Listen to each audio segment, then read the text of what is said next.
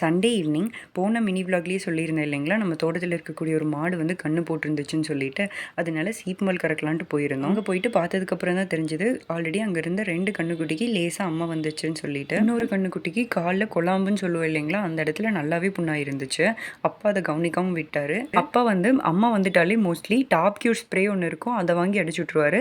இல்லைனா வேப்பெண்ணெய் தேய்ச்சி விட்ருவாரு. நீங்கள் அம்மைக்கு எந்த மாதிரியான ட்ரீட்மெண்ட் பண்ணுவீங்கிறத நம்மளோட கமெண்ட் பாக்ஸில் கமெண்ட் பண்ணுங்கள், ஸோ தட் அதை நான் தெரிஞ்சுக்குவேன். அடுத்ததாக கண்ணுக்குட்டிக்கு பால் விட்டுட்டு நாங்களும் கொஞ்சமாக சீப்மால் கறந்துக்கிட்டோம். இந்த மாடுலாம் பார்த்தீங்கன்னா வேறு மாட்டோட கண்ணுக்குட்டினா லேசாக முட்டுறதுக்கு வரும். ஆனால் இந்த மாடு வந்து எப்போவுமே எந்த மாட்டோட கண்ணுனாலும் ரொம்ப கேரிங்காக பார்த்துக்கும். அப்புறம் வீட்டுக்கு வந்ததுக்கப்புறம் சீப்மால் செஞ்சிடலான்னு சொல்லிட்டு ரெடி பண்ண ஸ்டார்ட் பண்ணியாச்சு.